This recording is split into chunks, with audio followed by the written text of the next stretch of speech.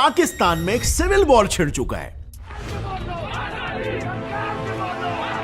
जी हां, इमरान खान के assassination attempt के बाद पाकिस्तानियों ने सड़कों पर आकर प्रोटेस्ट करना शुरू कर दिया। और पाकिस्तानी आर्मी ने इन प्रोटेस्ट को रोकने के लिए क्या किया? वेल, पाकिस्तानी टैंक्स की रुख बदलकर भारत से उन्हें मोड़कर अपनी आवाम की तरफ कर दिया। ये हमारे लिए पहले तो गोलियां थी, अब ये इंडिया की बजाय अब ये टैंकों का रुख जो है वो पाकिस्तानी अवाम की तरफ कर दिया गया है। But you know what is the most shocking thing? कि इमरान खान ने ये आज से करीब 5 महीने पहले ही सारा कुछ प्रेडिक्ट कर लिया था। उन्होंने कंप्लीट क्रोनोलॉजी देकर सबके सामने ये बताया कि सबसे पहले पाकिस्तान बैंकरप्ट होगा, फिर उसका न्यूक्लियर स्टेटस चला जाएगा और फिर पाकिस्तान में एक सिविल वॉर छिड़ जाएगी जिसमें पाकिस्तान 3 हिस्सों में बंट जाएगा। मुल्क बैंकरप्ट होगा, किधर जाएगा मुल्क? मैं आपको सीक्वेंस बता देता हूँ ना। ये जब से आए हैं, रुपया गिर रहा है, स्टॉक मार्केट, चीजें महंगी, डिफॉल्ट की तरफ जा रहा है पाकिस्तान। तो जो उसके बाद हमारे से कंसेशन क्या ली जाएगी, जो यूक्रेन से उन्होंने ली थी डीन्यूक्लियराइज करने की, जब वो चला गया फिर क्या होगा? मैं आपको आज कहता हूं पाकिस्तान के 3 हिस्से होंगे। वेल, हेलो फ्रेंड्स, मेरा नाम है गौरव और पाकिस्तान में आज एक सिविल वॉर छिड़ चुका है। एक तरफ है इमरान खान सपोर्टर्स जो बेसिकली पाकिस्तान में एक डेमोक्रेटिकली इलेक्टेड इमरान खान की गवर्नमेंट चाहते हैं, और दूसरी ओर है आर्मी सपोर्टर्स जो अब भी पाकिस्तान में आर्मी बैक्ड शहबाज शरीफ की गवर्नमेंट को कायम रखना चाहते हैं। लेकिन काफी इंटरेस्टिंगली पाकिस्तान में परिस्थिति यहां तक आ गई है कि कई पाकिस्तानी आर्मी जनरल्स भी पाकिस्तानी आर्मी के खिलाफ और इमरान खान के सपोर्ट में खुलेआम ट्वीट कर रहे हैं। जैसे फॉर एग्जाम्पल पाकिस्तान के रिटायर्ड जनरल मोहम्मद असलम ने यह ट्वीट किया कि इमरान खान का नो कॉन्फिडेंस मोशन एक पॉलिटिकल स्कैम और पाकिस्तान के कॉन्स्टिट्यूशन का उल्लंघन है। इनफैक्ट एक रिटायर्ड जनरल तारिक खान ने तो इमरान खान के खिलाफ बने इन्वेस्टिगेशन कमीशन में बैठने से भी इनकार कर दिया और कहा कि अब कोई भी ताकत उन्हें रोक नहीं सकती। इमरान की पार्टी पीटीआई को वो सपोर्ट करेंगे जो वापस पावर में आना डिजर्व करती है। एंड सरप्राइजिंगली ऐसे फ्रस्ट्रेटेड और एंग्री एक्स डिफेंस ऑफिसर्स की लिस्ट बहुत लंबी है और इसमें आर्मी से लेकर नेवी तक सभी बड़े ऑफिसर्स के नाम शामिल है जो सब मिलकर इमरान खान के फेवर में है। तो अब जाहिर सी बात है भैया कि इमरान खान की बातों में कुछ तो दम होगा। सो वेल, आइए इस पूरे सिचुएशन को एनालाइज करते हैं। ओके, सो ये है करंट पाकिस्तान और ये है पाकिस्तान के 4 मेजर प्रोविंसेस, खैबर पख्तूनख्वा, बलूचिस्तान, सिंध और पंजाब। और इंटरेस्टिंगली इन चारों का कल्चर, लैंग्वेज, एथनिसिटी सब कुछ एक दूसरे से बहुत ही अलग है। नाउ इमेजिन इमरान खान की बात अगर सच हो जाती है और पाकिस्तान डिवाइड हो जाता है तो पाकिस्तान का मैप कैसे दिखेगा? वेल, ऐसे। Now Obviously, you would ask इसमें पाकिस्तान किधर है? Well, यहां पर। Well friends, अगर ऑनेस्टली कहूं तो पाकिस्तान में एक सिविल वॉर होना और उसका अलग अलग देशों में बंटवारा होना कहीं ना कहीं पाकिस्तान के जन्म से ही तय हो गया था। पाकिस्तान का ये इलाका देख रहे हो, ये है खैबर पख्तूनख्वा जहां पर 90% पाश्तून्स रहते हैं। वो पाश्तून्स जो अफगानिस्तान की ऑलमोस्ट आधी आबादी है। तो अब बस सोचो दोनों देशों में इस खैबर इलाके को लेकर कितनी मतभेड़ी होगी। बट काफी आयरॉनिकली पाकिस्तान और अफगानिस्तान शुरुआत में अपनी इस मतभेड़ को मिटाने के लिए एक हो जाने वाले थे और 1959 में दोनों देशों ने एक कॉन्फेडरेशन बनाने का भी डिसाइड किया था। मतलब कि दोनों देशों की एक कॉमन इकोनॉमी,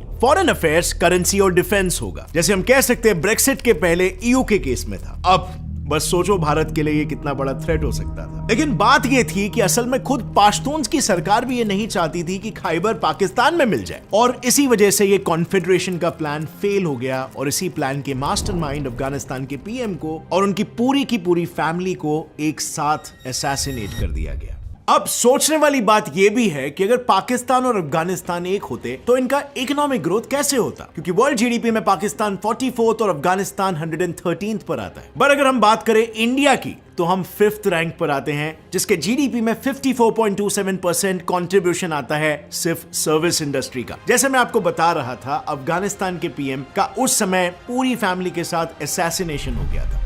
बट ये इतना सरप्राइजिंग नहीं है क्योंकि पाश्तून्स को लेकर अफगानिस्तान और पाकिस्तान में एक इनसिक्योरिटी शुरू से ही मौजूद थी। बात यह है ना, 1947 में जब पार्टीशन की बात चल रही थी तब यह डिसाइड हुआ था कि डिस्प्यूटेड खैबर रीजन में रेफरेंडम हो, मतलब लोग ये डिसाइड करेंगे कि उन्हें किस साइड पे रहना है। अब इस रेफरेंडम में मेजॉरिटी पाश्तून्स ने यह कहा कि उन्हें पाकिस्तान का हिस्सा बनना है, बट खैबर के चीफ मिनिस्टर और उनकी पार्टी को पाकिस्तान का हिस्सा बनना बिल्कुल भी मंजूर नहीं था। और इसी बात का फायदा उठाया अफगानिस्तान ने और स्टार्ट कर दिया पाश्तून मूवमेंट, जिसका मेन मोटिव था या तो खैबर को अफगानिस्तान का पार्ट बना दिया जाए या फिर एक इंडिपेंडेंट कंट्री पाश्तूनिस्तान। ये डूरैंड लाइन देख रहे हो, ये लाइन खैबर और अफगानिस्तान को डिवाइड करता है, पर अफगानीज इस लाइन को मानते ही नहीं है। उनके हिसाब से तो खैबर अफगानिस्तान का ही पार्ट है। इनफैक्ट 1947 में जब पाकिस्तान को एज अ नेशन रिकॉग्नाइज करने पर वोट चल रहे थे, तब अफगानिस्तान अकेला ऐसा देश था जिसने पाकिस्तान के अगेंस्ट वोट किया था। और फिर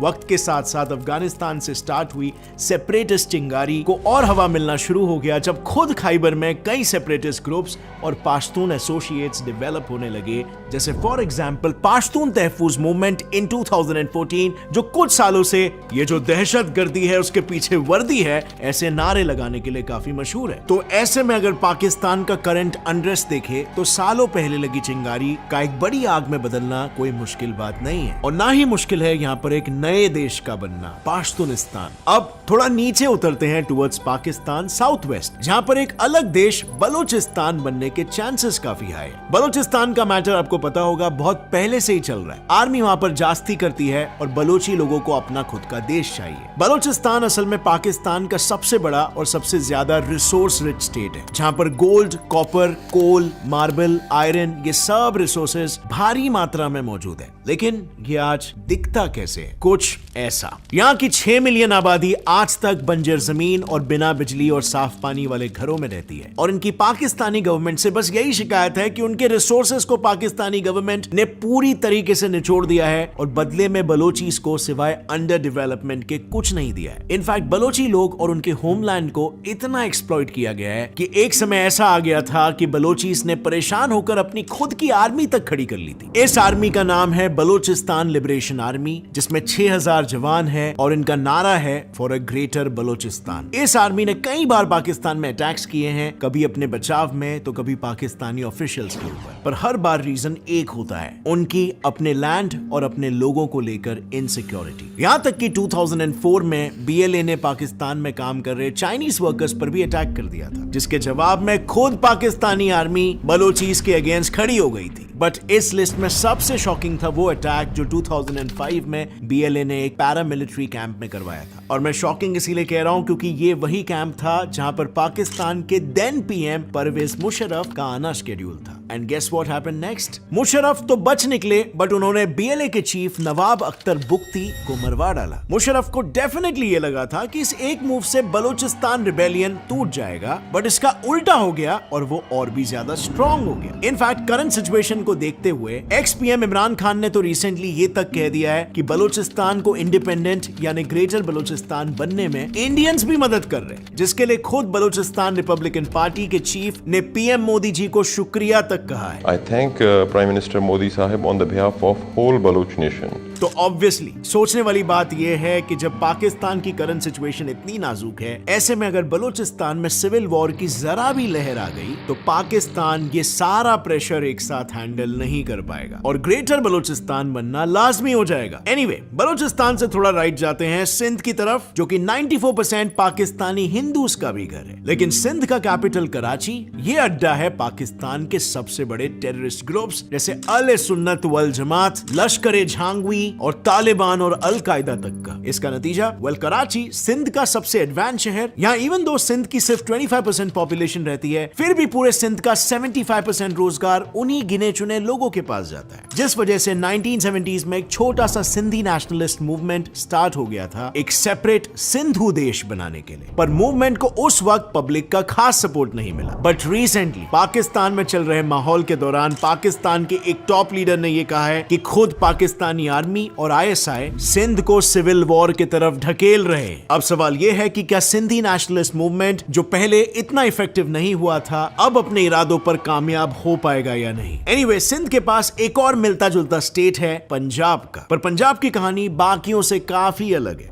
ये तो हम सभी को पता है कि जब पार्टीशन था तो पंजाब के 320 मिलियन लोगों में 53% मुस्लिम्स थे और हिंदूज थे सिर्फ 15%। अब ऑब्वियसली ये वही टाइम था जब इंडियन सब कॉन्टिनेंट पे कम्युनल टेंशन अपना सबसे दर्दनाक रूप ले चुका था और इन टेंशंस के फोर फ्रंट पर थे ऐसे इलाके जहां मेजॉरिटी और माइनॉरिटी के नंबर्स में बड़ा अंतर था, जैसे कि Bengal, Punjab etcetera. Hence 1970s में इंडिया इंडिया में स्टार्ट हो गया खालिस्तानी मूवमेंट, जो बेसिकली एक डिमांड थी फॉर अ सेपरेट खालिस्तान यानी सिखों का लैंड। बट इंदिरा गांधी के ऑपरेशन ब्लू के बाद जहां एक तरफ इंडिया में खालिस्तानी सेपरेटिस्ट वीक होते गए, वहीं दूसरी तरफ कनाडा, यूएस और पाकिस्तान में उनका बेस बढ़ता चला गया। अब हालांकि इनकी दुश्मनी मेनली इंडिया से है, बट इंटरेस्टिंगली खालिस्तानी आइडियोलॉजी वाले एक ग्रुप सिख्स फॉर जस्टिस ने रिसेंटली सोशल मीडिया पर यह कहा है कि वो एक ग्रेटर खालिस्तान बनाना चाहते हैं जिसका हेडक्वार्टर होगा लाहौर में। वेल, ये एक धमकी है या नहीं ये एग्जैक्टली कहना थोड़ा मुश्किल है, बट एक ऑलरेडी स्ट्रगलिंग नेशन के लिए ये खतरे की घंटी जरूर है। मैं ऐसा इसीलिए कह रहा हूं क्योंकि पाकिस्तान पॉलिटिकली तो डूब ही रहा है, लेकिन उसकी इकोनॉमिक नाव में भी बड़े छेद है। वेल, आप भी एग्री करोगे ही कि किसी भी देश की पब्लिक के 3 बेसिक शिकायतें होती है। सबसे पहला बेरोजगारी, भुखमरी और गरीबी, और पाकिस्तान में ये तीनों शिकायतें चरम सीमा पर है। बस इमेजिन करो एक देश जहां पर 35% पब्लिक की डेली आमदनी बस 600 रुपए है, लेकिन वहां पर एक टाइम के खाने की थाली इन्फ्लेशन के कारण 200 रुपए की हो गई है। अब ऐसे में अगर एक आदमी की 4 जन की भी फैमिली है तो एक जन को तो रोजाना भूखा रहना ही पड़ेगा। वर्ल्ड बैंक के हिसाब से भी पाकिस्तान में ऑलमोस्ट आधे घर मॉडरेट से severe level of food insecurity experience कर रहे हैं। एक चीज 10 रुपए किलो मिल रही थी, अब वो 100 रुपए किलो हो गई है, वो क्या करेगा? वजह लोगों के पास पैसा नहीं है। जैसे पहले सौदे हमारे बिकते थे स्पीड के साथ, वैसे नहीं बिकते। लोगों के हालात खराब है, लोगों की रोटी पूरी नहीं होती, फ्रूट कौन खाएगा? और इसीलिए अब पाकिस्तान की जनता भूखे पेट ही सही लेकिन सड़कों पर उतर आ गई है। अब देखना बस ये है कि उनका ये गुस्सा क्या रूख लेगा। वेल, आपको क्या लगता है फ्रेंड्स? लिखिए अपना ओपिनियन नीचे कमेंट सेक्शन में।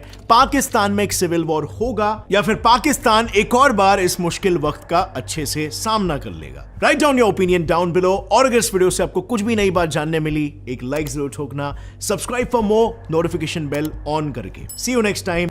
As always, stay curious, keep learning and keep growing.